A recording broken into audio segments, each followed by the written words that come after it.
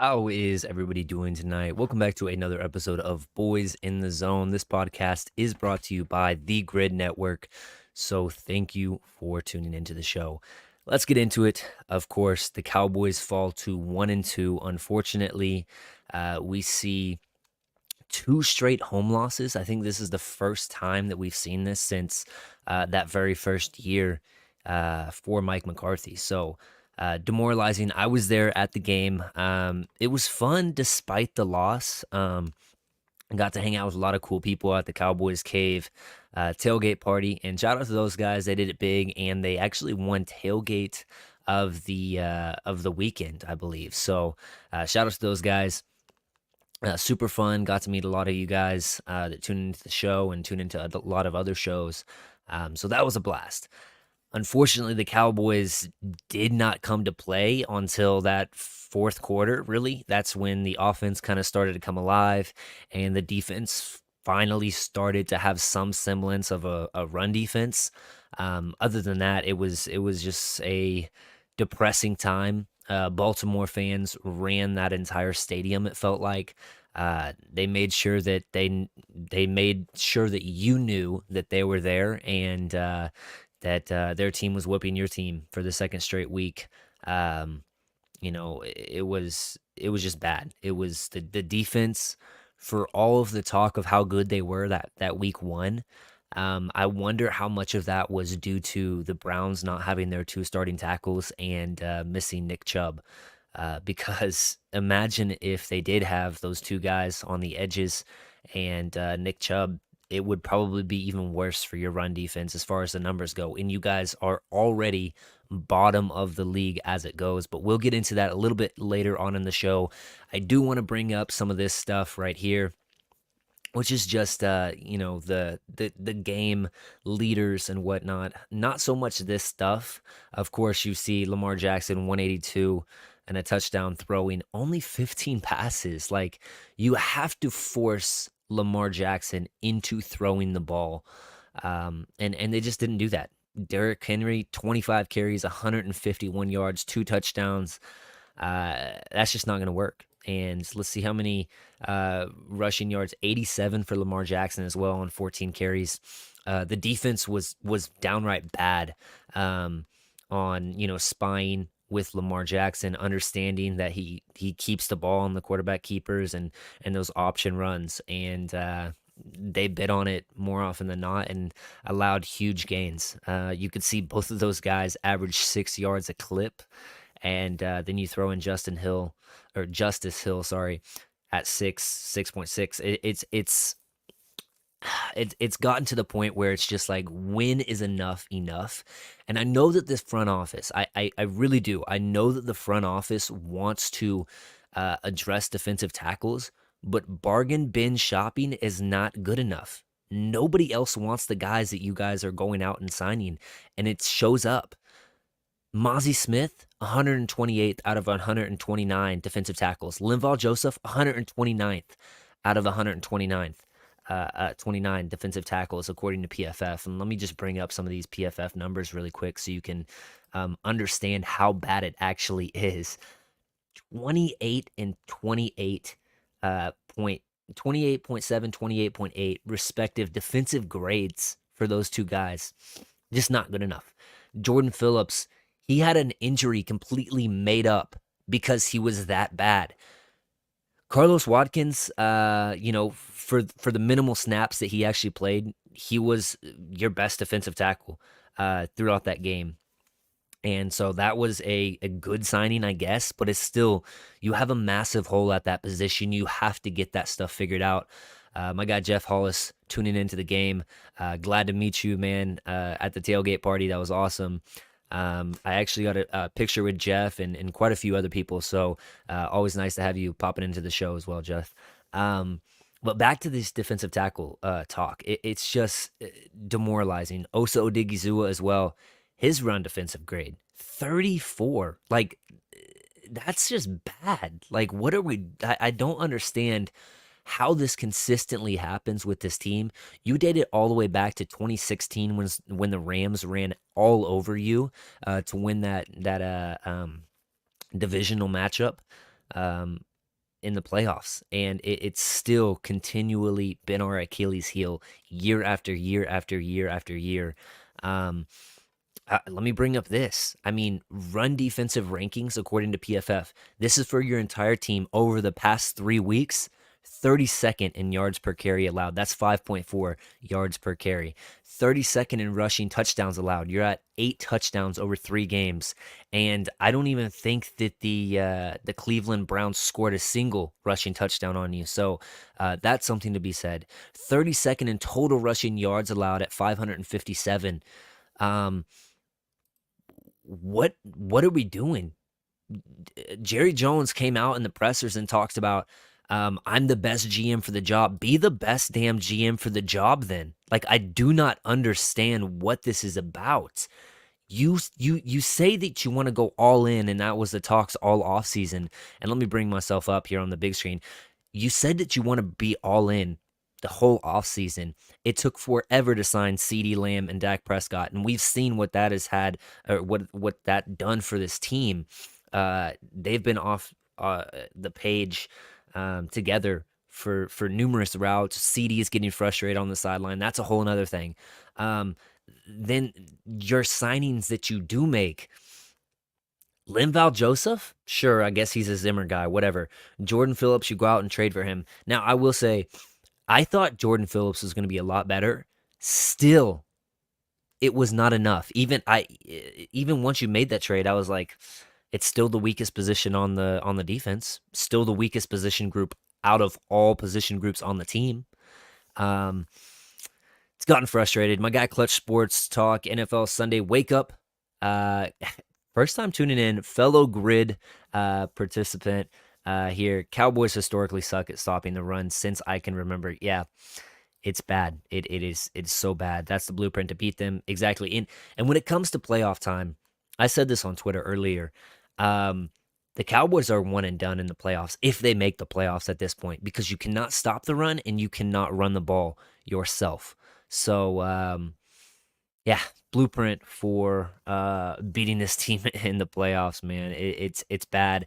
Jeff says, yeah, his ego is the issue, referring to Jerry Jones. It's gotten to the point where my guy Steph, uh, with Attitude Era, he was outside of the Star with a sign saying, "Fire Jerry Jones." Fire the GM Jerry.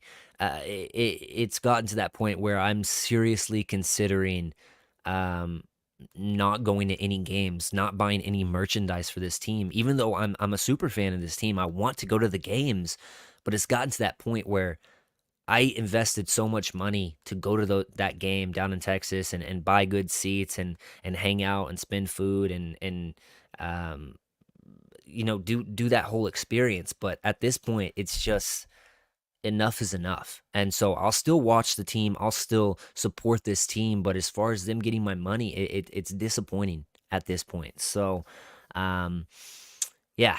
Anyways, let's get back into more of this talk. I do want to bring up back to these stats. Let me find my mouse over here. Share this tab instead. Pull this back up on the screen.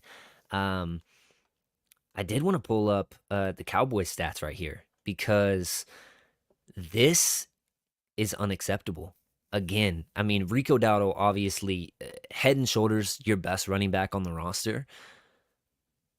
But what are we doing as a running offense? Like, there's so much woes on the run defensive side, but on the offense, you can't even run the ball right now. And let me pull up the PFF grades for your offensive linemen in that respects. It's bad. These are the grades for your run blocking. The only green player for your run blocking is Terrence Steele, and he's actually your worst pass blocking tackle or offensive lineman on the field at any given time. So you can't even get or give and take with this offensive line. You have one guy that can actually block in run blocking, and then the other guys are okay at pass pro. Tyler Smith, Zach Martin. I think Zach Martin's actually gotten a little bit better grades than he deserves, truthfully. And then let me find Cooper Beebe. Yeah, 74. Cooper Beebe has been pretty good in pass pro. Tyler Smith as well. Your tackles have been turnstiles on the edges. They've just given up so much pressure to Dak Prescott. For all of the fans calling for Dak Prescott, oh, he makes 60 million a year, yada yada yada. The only reason you were in that game was because of Dak Prescott. Let me pull up the stats again. 379 yards passing, 2 touchdowns, a rushing touchdown.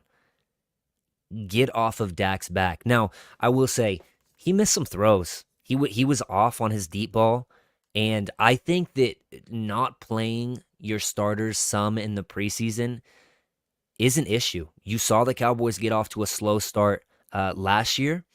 They didn't really even get it going until week 5 or 6. I can't remember when they played San Francisco, but after that week, after the bye, is when they finally got the offense going.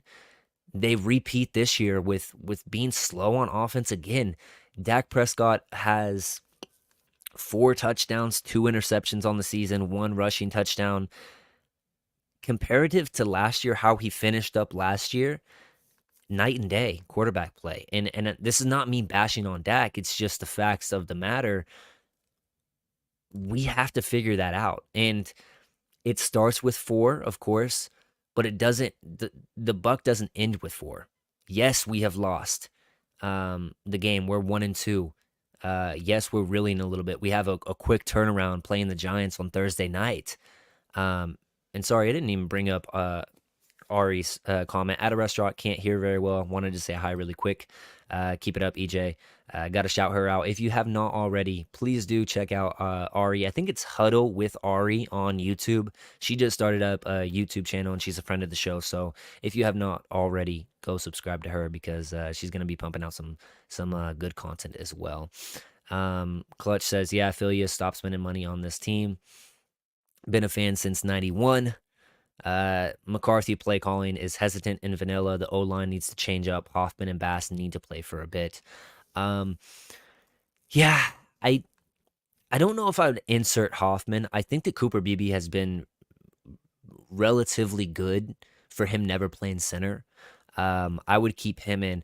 I just at this point I don't know if you need to shuffle Tyler Smith over to tackle and let the Rook sit down, or let the Rook kick over to where he played in college, which is right tackle. Let Tyler Smith take over that left tackle spot and insert TJ Bass as your left guard.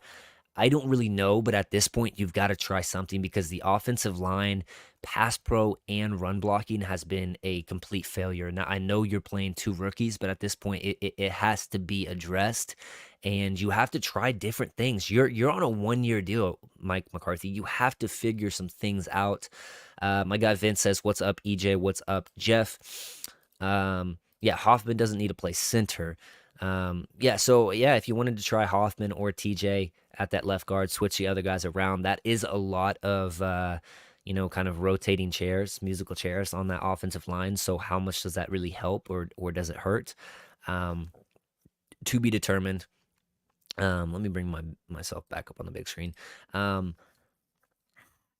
Deuce Vaughn, I like Deuce. Don't get me wrong, but at this point, if he's not going to be utilized in kick returns, why do we have him on the team right now? Why is he? I won't say on the team. I would say, why is he active right now? Ezekiel Elliott, 2 yards per run. Hunter Lipke is a better pass blocker than Zeke Elliott right now. I'm going to go on record saying that. Why is Ezekiel Elliott on the active roster? Elevate Dalvin Cook. Deuce Vaughn, you have to play kick return. Or else it's just there's no point in having you on this active roster right now. Wanye Thomas goes set down. Bones Fossil, you have to figure out a way to switch Turpin to the other side consistently. I'm sitting at the game and I'm wondering, why is Turpin just sitting on the left side when Justin Tucker is kicking to Wanye Thomas? Kick after kick after kick after kick. If you want a dynamic kick returner, you have to be willing to put him in the position to be a dynamic kick returner. Super tired with seeing that. Switch it up. One of the times is going to catch Justin Tucker off guard. He's not going to realize who's back there. And especially if Deuce and Cavante Turpin, which are much closer in height between Wanye Thomas and Turpin, seeing that from that far away is just it doesn't make sense to me. I had to bring that up. CeeDee Lamb, I apparently he might have got benched by Mike McCarthy or something, crying on the sideline. I didn't get to watch the broadcast for you, so apologies for me not knowing the full extent of what happened. I'm just watching from the stands. Whatever that was needs to get figured out. Now, I do want to bring up. Let me go to my bookmarks right here on Twitter really quick. Um, I do want to bring up the quote by um, Calvin Watkins. It says, CeeDee Lamb, honestly, I got to be truthful to myself, and I played a big part in that loss. A big part, honestly. And nor did my body language nor my attitude approach the situation help this situation or the outcome of the game. I think that's taking the proper accountability. I also wanted to bring up one more quote. I okay, here it is. Uh, and this is CD on Dak and his relationship with Dak. Um, After being, the passionate exchange of words and whatnot on the sideline.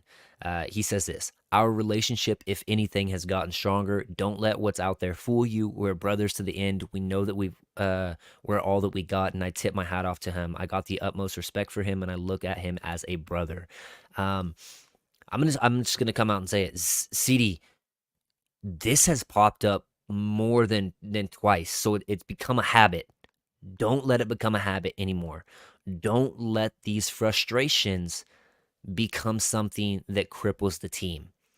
Because I'll tell you, one of Dak's interceptions last week against the Saints was a result of this.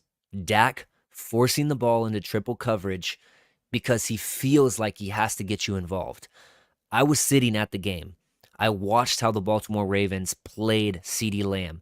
They had a man directly up on him to jam him at the line, and then they have a safety directly behind him, shading him on every single play.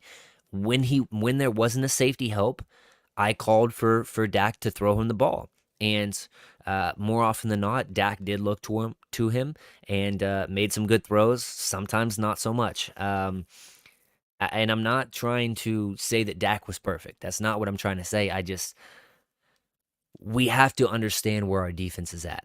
I brought up the numbers. They're dead last in all of the running metrics. If that doesn't change, no team is going to approach the Cowboys in a week in and out basis and not try to exploit that matchup. Now, one good thing about playing the Giants is they don't really have a great runner of the football. They don't have Saquon Barkley anymore. So hopefully that's an advantageous matchup. Of course, Kalen Carson, they're probably going to try to get Malik Neighbors up on Kalen Carson. They do have another guy, Wandale Robinson, who's averaging, I think, 9 targets a game. He's gotten some work. He's an athletic guy out of the slot, so you have to be willing to match up against him. But the big test is Malik Neighbors, and we'll get into the Giants a little bit later. But you have to address this defensive run defense in general. It's just bad right now. New York Dallas fan, please explain why Turpin and Deuce are not back there for kick return. Shaking my head. We can leave this O-line and run fast pace. We do better in fast pace offense. Yeah. And to that, when you are running the 2-minute offense, it's more the quarterback making the calls. You're not getting the calls through the headset from the head coach, and that's why I think that the 2-minute looks so much better right now from the Cowboys, because it's less thinking, it's more simplified, and you can keep the defense in the look that they're in each time. They can't really disguise stuff as easily because they're not getting the calls as well. You're going hurry up, hurry up. So they kind of have to get stuck in the defensive scheme that they're in, which is advantageous for a quarterback like Dak Prescott that knows, oh, I just beat them. They're playing a soft zone right here. They're playing the 2 high safeties. They're playing this, that. He can exploit it. So good call right there. I want to bring up this because this is it's wow. I don't even know what else to call it except for what the hell are we doing? It's the Cowboys on first down on Sunday. 10 running back runs for 2.1 yards per carry, negative 0.34 EPA per rush. On Dak, drop back passes on first down, 11 for 11 from Dak Prescott, 7 yards per attempt, 55% success rate. We have to stop running the ball on first down. I do not understand it. And if it is coming from a first down run, it better be Rico Dowdle back there getting the run, because everybody else has been downright bad right now. So understand that. I do want to bring up Skywalker Steel says this on Twitter. I thought this was good insight. He said the Cowboys don't have a 2-point play to save their lives, but chose to ignore 2 plays that seem to always work that close in those situations. The Dak QB draw, which works almost every single time we see it in 2-point conversions, and Zeke just having a nose for the end zone. Instead, they went with 2 pass plays with the Dak rollout, hoping to find somebody. Um, I completely agree. In that situation, after you got the onside kick, or before the onside kick, when Dak ran it in for the 1-yard run, you have to put out your best 2-point play that you have in your playbook, and I don't think they did that. After you got the onside kick, you come back down and score on the pass to Tolbert. You have to run a better 2-point conversion play than that. So yeah, good points by Skywalker Steel. I did also want to bring up, circling back to CD. For CD to act like that on the sidelines when he was one of the biggest reasons why the Cowboys offense stalled whenever he fumbled in the red zone trying to make the moves in a crowded space. It was kind of like, where's your self-awareness? Um, I didn't understand it, and to that point, I just we've got to figure out wide receiver 2, wide receiver 3, because those are 2 huge problems. Kevontae Turpin was your best wide receiver after CeeDee Lamb, and it wasn't even close. Cook's best play of the game was saving Dak Prescott from an interception against a 5'6" safety in Ardarius Washington. Like, what are we doing, man? Cooks, I think that he's cooked, and I don't want to be punny. I don't want to be that guy, but right now, Cooks is not creating separation, and I'll just bring up the numbers right here. As far as separation, Brandon Cooks 2.6 yards of separation when the ball is with the nearest defender at him. That's tied for 88th in the league. Jalen Tolbert tied for 84th. CeeDee Lamb 1.9. That's tied for 109th out of 111 qualifiers at the wide receiver position. CeeDee Lamb isn't creating separation right now. And what that tells me is this offensive playbook, this schemes, the route concepts are not working right now for your receivers.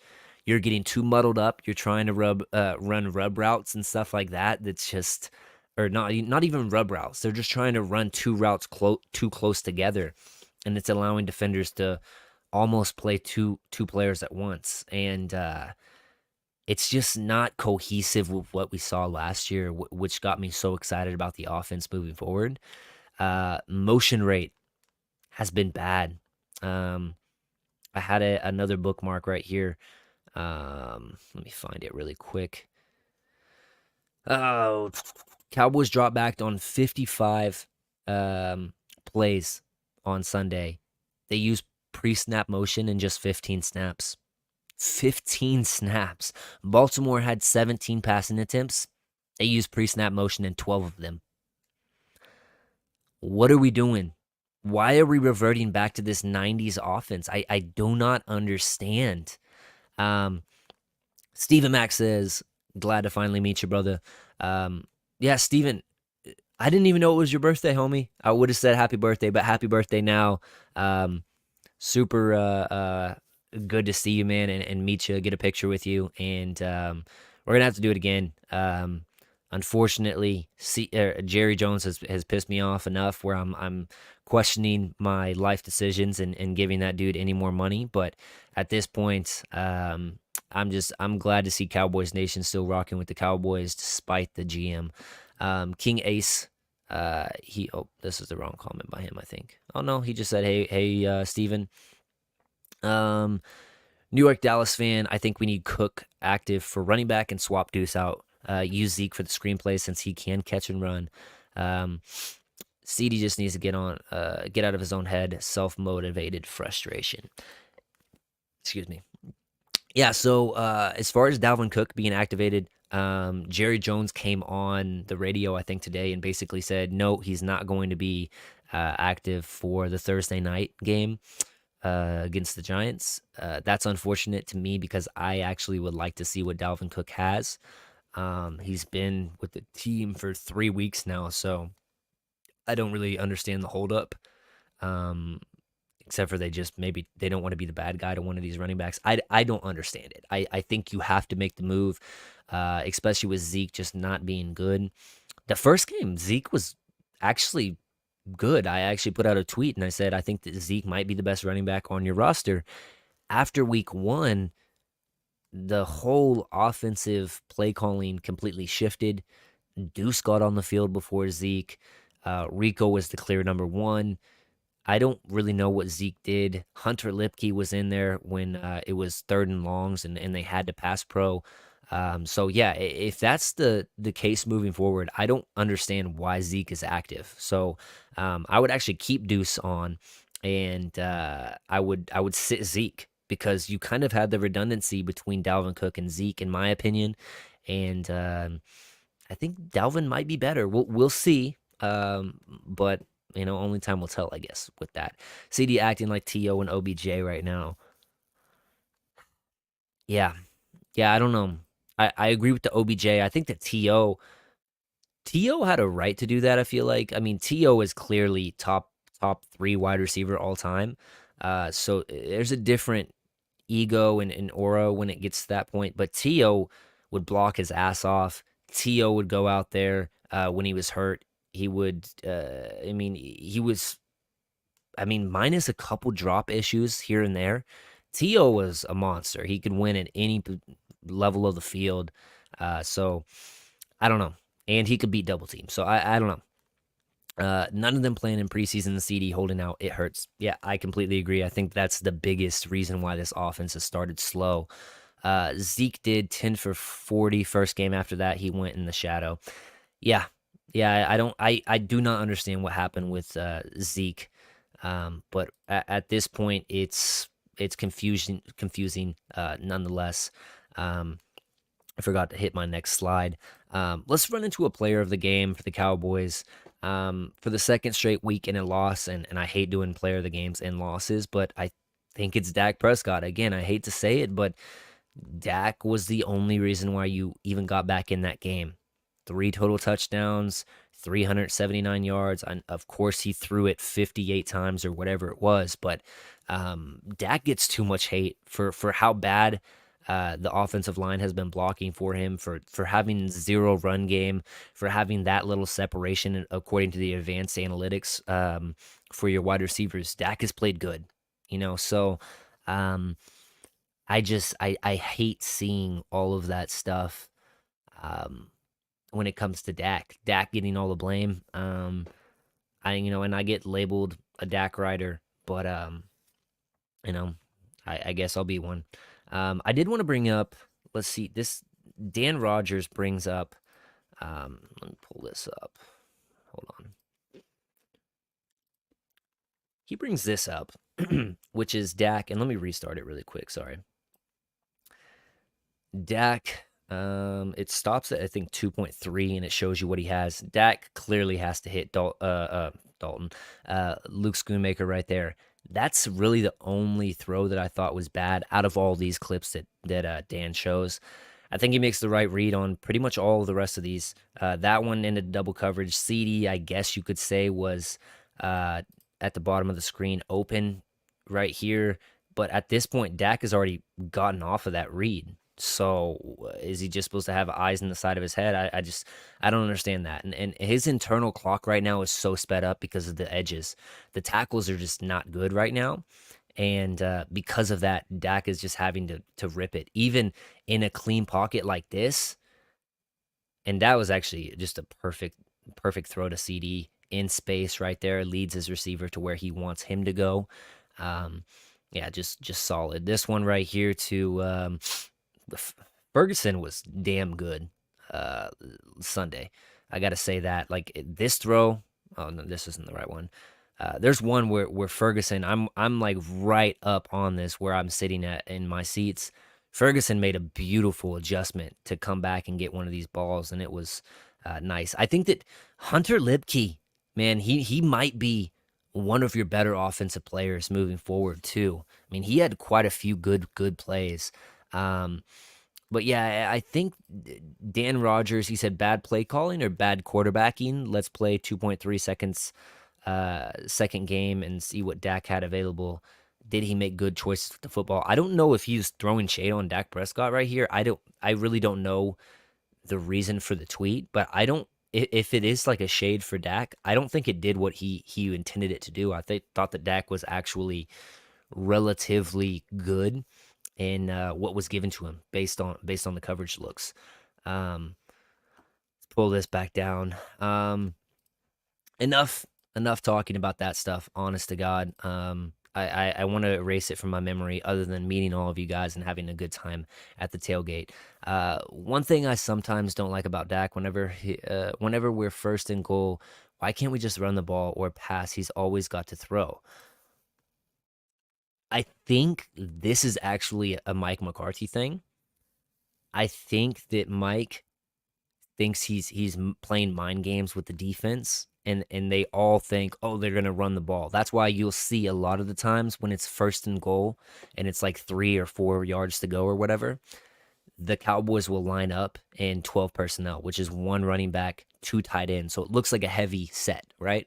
But what they try to do is they try to get that little boot escape with Dak out to the right, rolling, and get the easy touchdown. I think that's a Mike McCarthy thing. I really do. I think he's trying to play the mind games with the defense and just getting an easy touchdown instead of trying to pound it in. Um, but I really don't care about that. I think the Chiefs do that a ton. The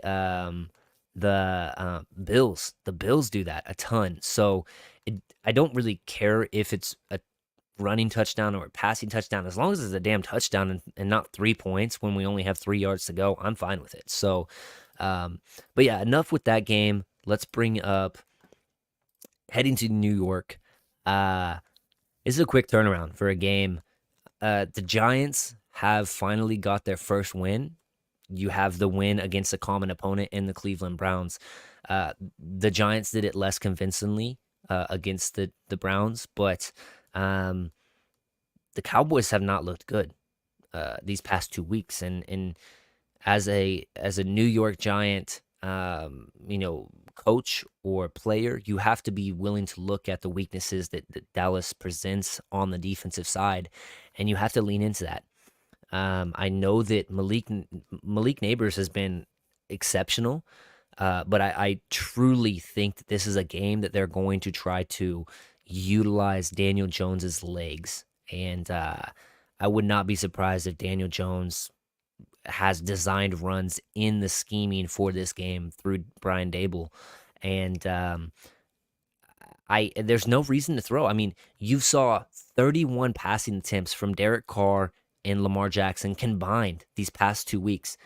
That's a single game for most quarterbacks on any given week, and those guys have barely thrown the ball, and they've absolutely obliterated the Cowboys. Minus Dak with some fourth quarter heroics to get them within striking distance at the end of the game. But other than that, it's to that point where you have to be willing to give what the defense gives you. And I think that Daniel Jones, for all the shade he gets, he is a vanilla Vic back there. He does have legs. He does have that ability to use the quarterback option in that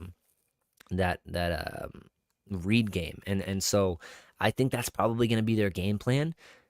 The thing is with the Cowboys, Can you stop Dexter Lawrence up the middle? That's going to be a huge, huge test for Cooper Beebe, Zach, and Tyler Smith. You've got to be willing to help your rookie. The edges there, you've got Brian Burns off of a trade from the Panthers. He came alive last week for the Giants. They also have Kayvon Thibodeau. They also have got um, his name is escaping me, Ojulari.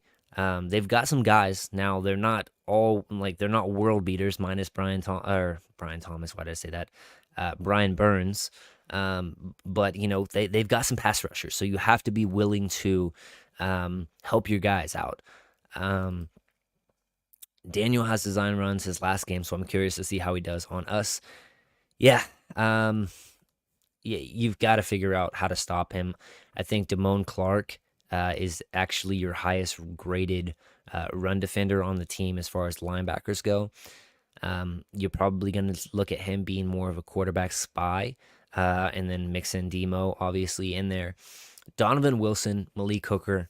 Uh, you guys probably don't watch my show, but you got to be better. You've got to be better, more um, keyed in on your gaps, more keyed in on what you're doing on the back end. You got absolutely obliterated, and I know it was some of that's resulted from the young corner and Kalen Carson not jamming and gaining depth on that big Shaheed bomb from Derek Carr, but the safety play has been bad. I was actually one of the champions in the offseason saying I'm really excited for Malik Hooker this offseason and Mike Zimmer coming in here, doing what he's been known to do with secondaries in the past. Um, it just has not been good enough safety play. Yeah, it's yeah, trash. Bubba Dub voice. Um, so yeah, it hasn't been good. Um, yeah, so you have to be willing to attack them. I think that they're Adoree Jackson and I can't remember their other corner. I think that both of those guys are on the injury report. So if neither of those guys can go, I think that you're going to see a big game from CD. Dak hasn't lost. I think he's on a 12-game winning streak against the Giants. Correct me if I'm wrong there. Might even be up to 13 now. I'm not even sure, but the Cowboys typically obliterate the Giants. So, and they're coming off of two straight losses. I would hate to be a Giants fan coming into this week and you just got your first big win of the season and then knowing you have to play the Cowboys off of two straight losses. I just feel like they're going to be motivated and ready to roll. But you do have home field advantage. How much does that play a factor? Malik Neighbors has been great. He was my wide receiver too. I did have Marvin Harrison Jr. above him in the draft process, but they were razor thin, razor, close together, and he has been phenomenal through the first 3 weeks of the season. And yeah, I'm not worried about the run offense. I think it's Derek Singletary back there, and it's just whatever. Yeah, Kalen Carson on Malik Neighbors should be a nice matchup. What do you think? Yeah, I think that Neighbors is gonna shred Carson. If that's the matchup, I think he's gonna shred Carson. I think you almost have to travel Diggs, and Lewis is probably going to be more along the lines of working in that slot, where they like to use Wan'Dale Robinson. So, yeah, I think that that's a decently good matchup. I like Lewis. I think Lewis has played probably best out of all three of your starting corners so far during the season. Um, and I know that he gets a lot of hate for no reason.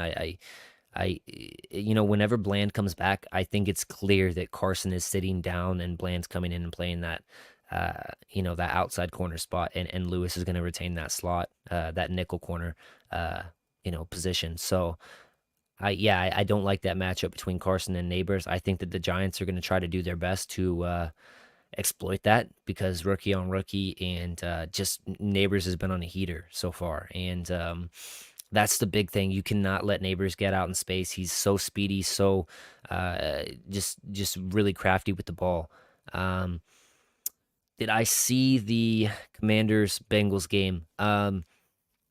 No, I did not get to watch it, but I have heard 21 of 23 from Jaden Daniels. Terry McLaurin's on my fantasy team, so I noticed that he kind of got going. Looks like the deep ball has been opened up with them.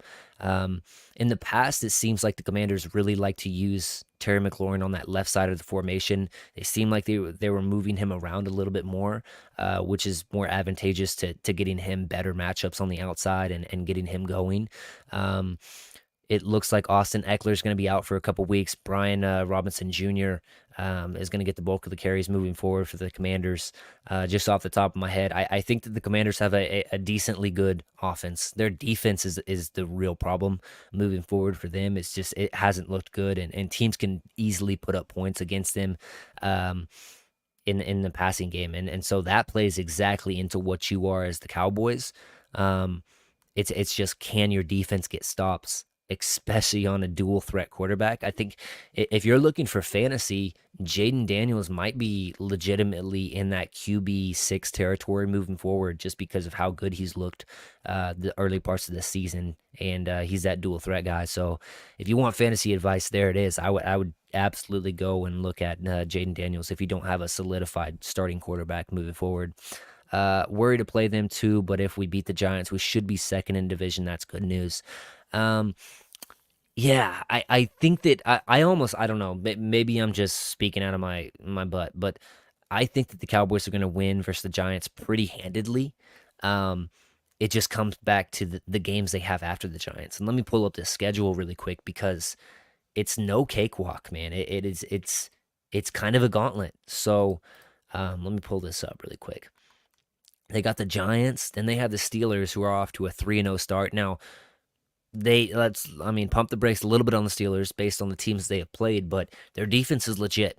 So, um, if they're getting some turnovers on you, putting you in bad positions and getting short fields for Justin Fields, they could absolutely beat you.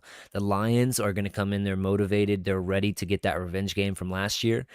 They're a hard outing. The 49ers have not had the start that they've wanted. They're 1-2 as well right now, and they're going to come probably by this time getting their guys back. CMC, Debo Samuel, George Kittle, they're going to have some players back, and they're going to be ready for that matchup. They're always a tough outing for you.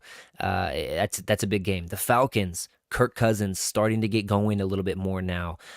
Probably should have beat the Chiefs that Sunday night game, if not for a kind of a bad call by the officials, in my opinion.